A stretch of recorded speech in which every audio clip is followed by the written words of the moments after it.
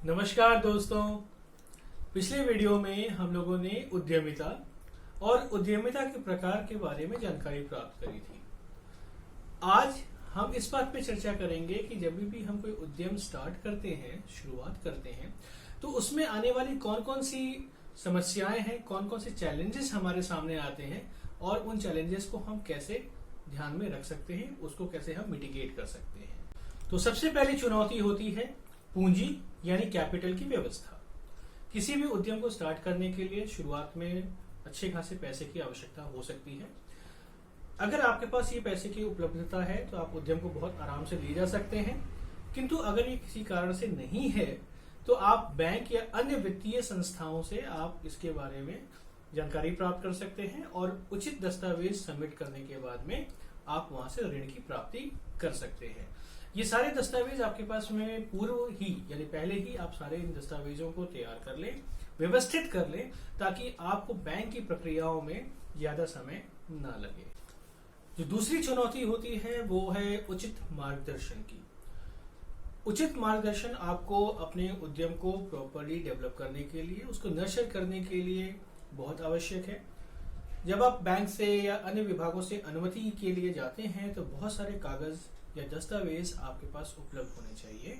कौन सा दस्तावेज आप कहां से प्राप्त कर सकते हैं, कौन सा दस्तावेज किस तरह से तैयार हो सकता है, कौन सा कागज किस विभाग में जमा करना है, ताकि आपको उचित अनुमति मिल जाए, ताकि आप अपना उद्यम स्टार्ट कर सकें, ये बहुत आवश्यक है। और उसके लिए एक उचित मार्गदर्शक आपके साथ अवश्य होना चाहिए।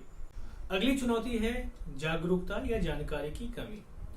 अक्सर ये देखा गया है कि बहुत सारे लोगों के पास में कंप्यूटर या इंटरनेट आदि की उपलब्धता नहीं होती है, जिसके कारण सरकार की जो स्कीम्स हैं उनकी जानकारियां उन तक नहीं पहुंच पाती हैं या उससे वो अनभिज्ञ रहते हैं, उनको इसके बारे में पता नहीं होता है। तो इसको हम कैसे कोप अप करेंगे, इसके लिए हम उचित जानकारी संबंधित विभाग से या उचित व्यक्तियों से प्राप्त कर सकते हैं। तो अगली चुनौती है शिक्षा की कमी। हो सकता है ये चुनौती आप पर लागू हो या आप पे लागू ना भी हो, पर अक्सर ये देखा गया है कि शिक्षा की कमी या अशिक्षित होने के कारण लोगों में आत्मविश्वास की कमी हो जाती है। आपको इससे बिल्कुल अपने आप को डिमोटिवेट नहीं करना है।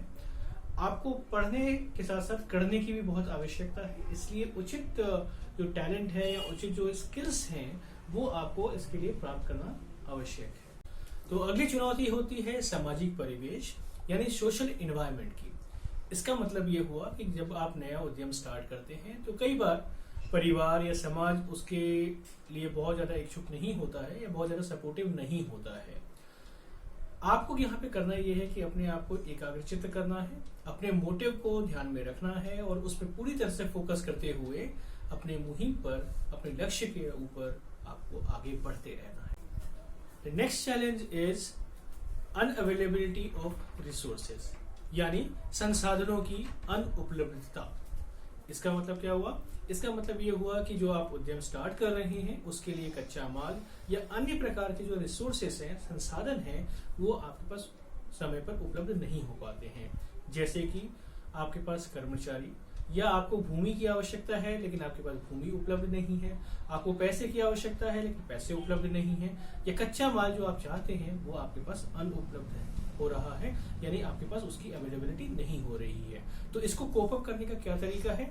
जब आप इसके लिए पूरी स्ट्रैटेजी या प्लानिंग करेंगे अपने उद्यम को स्टार्ट करने के लिए, तो ये सारी चीजों के बारे में आपसे पूर्व निर्धारण कर लेना होगा, ताकि रन करने के टाइम पे यानी उद्यम को चलाने के टाइम पर आपको किसी भी प्रकार की कोई भी समस्या ना हो। So friends, the next challenge is non availability of market यानी बाजार की अनुपलब्धता। इसका मतलब क्या हुआ? इसका मतलब ये हुआ कि आपने प्रोडक्ट्स को बना लिया लेकिन आपको उसके लिए एक उचित मार्केट नहीं मिल पाया। तो इसको हम कैसे ख्याल रख सकते हैं? इसका ख्याल रखने का सिंपल सा तरीका है कि जब आप अपने उद्यम को स्टार्ट करें, जब उसकी आप प्लानिंग करें, तो पहले से ही सर्वे कर लें कि किस बाजार में कौन सा सामान बेचा जा सकता है और हमारे लिए जो हमारे प्रोडक्ट्स बने हैं उसके लिए कौन सा मार्केट अवेलेबल है। So apart from these challenges we can also find various other reasons जिसकी वजह से हमारे पास बहुत सारी समस्याएं उत्पन्न हो सकती हैं, जैसे कि कम्युनिकेशन चैनल की अनुपलब्धता, यानी कम्युनिकेशन हम प्रॉपर नहीं कर पा रहे हैं, सामान को पहुंचाने की उचित व्यवस्था यानी ट्रांसपोर्टेशन की प्रॉब्लम, बिजली, पानी आदि की प्रॉब्लम, तो ये सब मिसलेनियस कैटेगरीज में आते हैं। तो इनको भी हमें पहले से प्लान कर लेना चाहिए। प्री प्लान कर लेने से हम इन सारी समस्याओं से बच सकते हैं। सो फ्रेंड्स, आज हमने उद्यम को स्टार्ट करने में आने वाली चैलेंजेस के बारे में जानकारी प्राप्त करी। इसको कई बार मैं चैलेंजेस नहीं कहता हूं, बल्कि इसका भाव ये होता है कि हमें शुरुआत में ही इन चैलेंजेस को डील करने के लिए आवश्यक क्षमताएं यानी कैपेबिलिटीज को बिल्ड कर लेना चाहिए। अब इसके लिए आवश्यक है कि हम अपनी सेल्फ एनालिसिस कर लें, ताकि अपनी प्रतिभाओं, क्षमताओं और बाकी चीजों के लिए हम जानकारी प्राप्त कर सकें। तो ये सेल्फ एनालिसिस कैसे होती है, इसके लिए मैं अगले वीडियो में आपसे चर्चा करूंगा। Stay tuned. Thank you.